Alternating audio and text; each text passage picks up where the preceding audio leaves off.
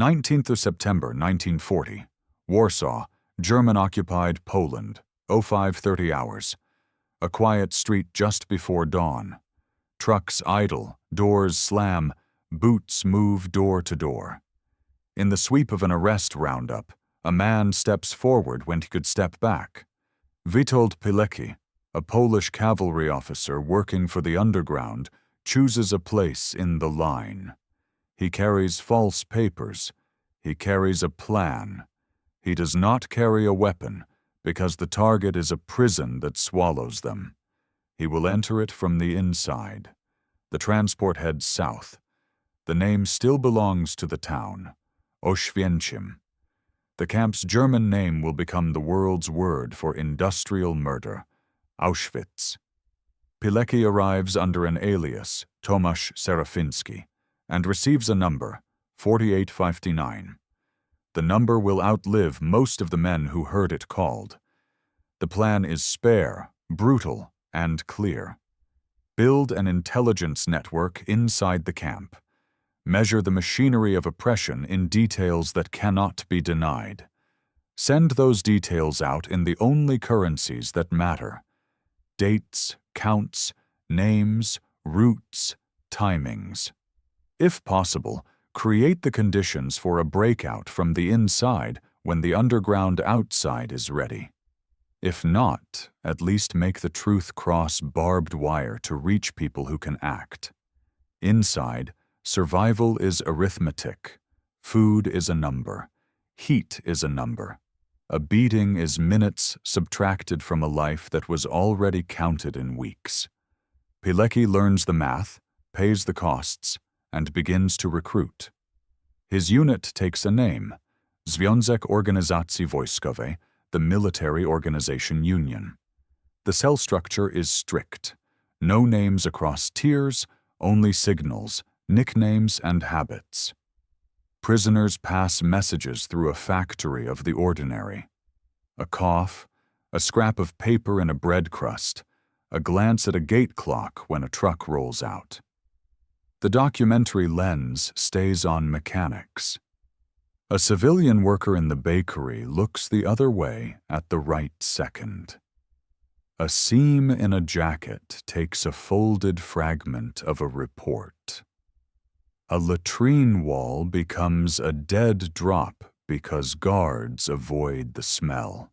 A capo who enjoys power but not torment lets a line move faster one day than another, and 3 men eat enough to carry 2 more hours of labor. These are not heroics in a legend. They are the tiny joints that make any machine, even one built for murder, move with friction. Reports begin to leave the camp. At first they are oral, carried by released prisoners and decoded into text by the underground in Krakow and Warsaw. Soon, small written lists find paths out: transport dates, barracks capacities, typhus counts, the arrival of gas and Zyklon, the peculiar ash that falls downwind when the crematoriums run long hours. Each detail matters because it can be verified by more than one route. The report is not a scream. It is a ledger. There is a radio, too, for a time.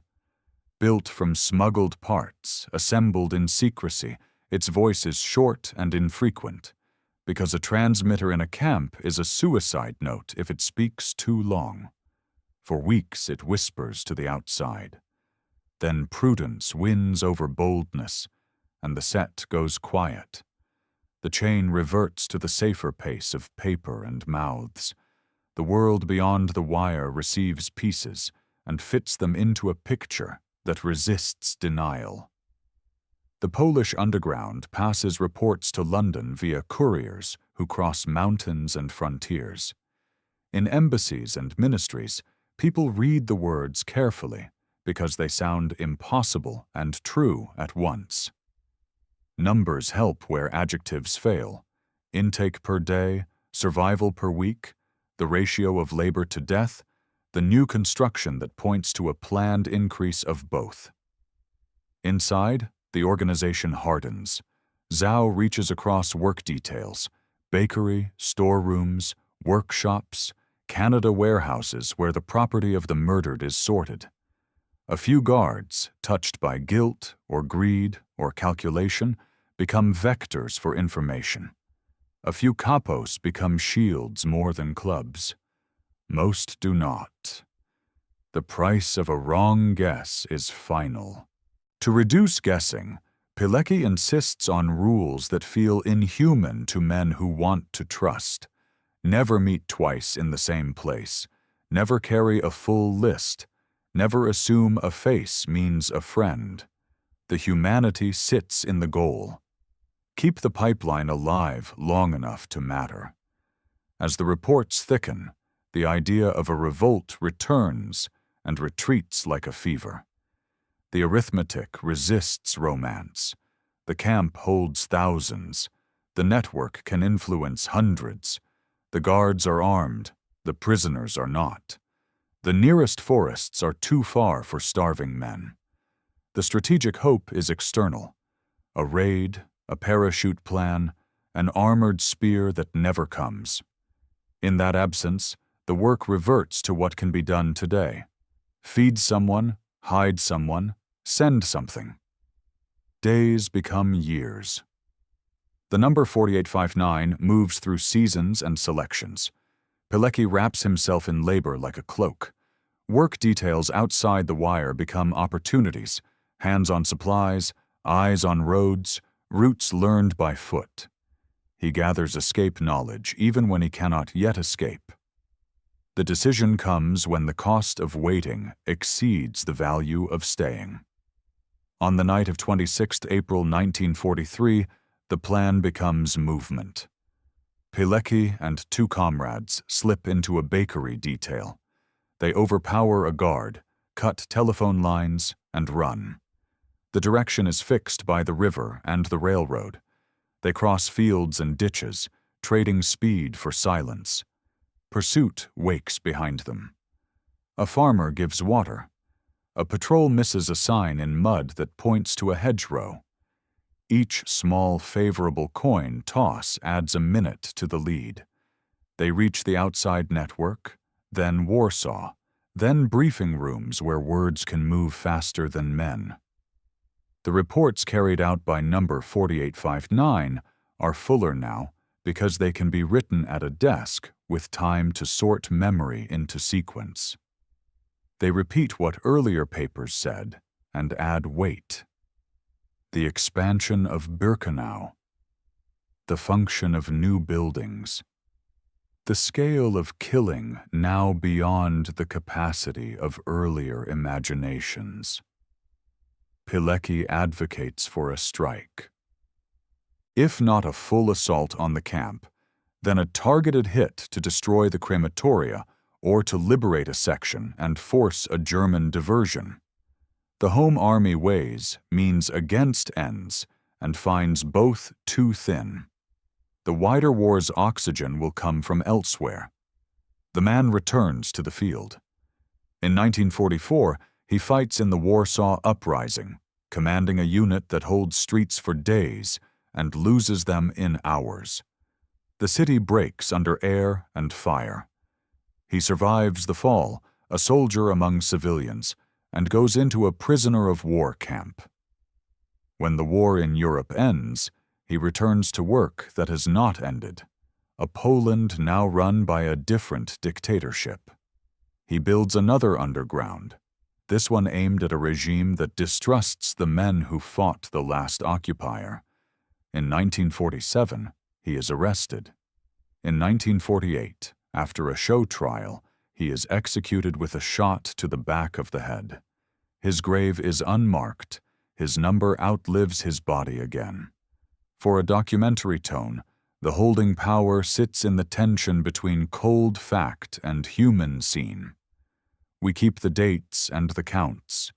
We also show a crust of bread with a note in it, a jacket seam, a radio coil wrapped under a board, a hand on a gate, a number called in a roll that decides who leaves a barracks and who does not.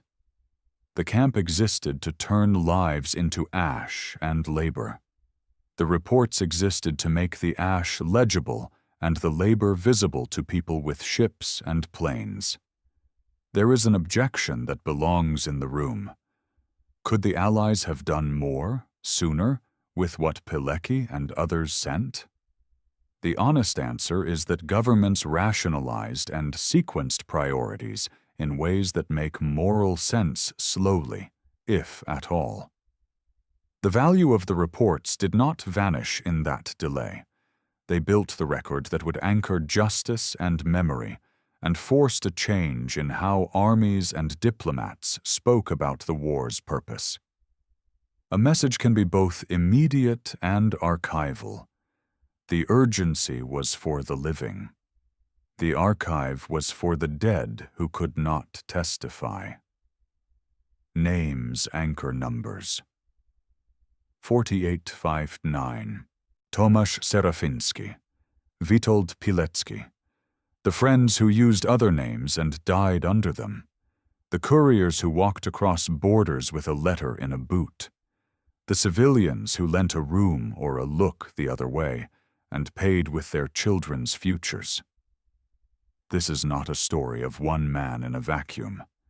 It is the story of a network that formed around a decision that should have been impossible and was not.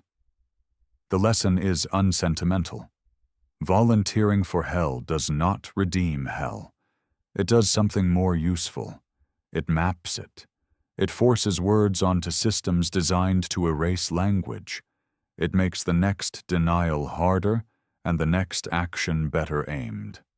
Pilecki did not storm a gate. He measured one. In a war that often rewards spectacle, the work that changed minds was sometimes a ledger. The epilogue remains open even after the archive closes. In modern Warsaw, a plaque bears his name. The grave is now likely found. The honor roll is public. In the camp, the barracks stand as buildings and warnings. The number 4859 is a hook for fact, a way to point a camera at a calculus of cruelty without blinking. The man who chose to enter leaves a path marked by tasks anyone can imagine doing. Folding paper, cutting a seam, passing a word, and by a choice almost no one can imagine making. Stepping forward when stepping back was still possible. If this made the mechanics feel real, if the numbers and the small human gestures added up to a picture you could see, say where to go next. A starving city that lived by a road across ice. A convoy route that bent the war's math with tonnage and courage. Or the morning when tiny submarines under a mountain stole months from a giant ship. The same measured tone will meet you there. Names, minutes, and the details that make denial impossible.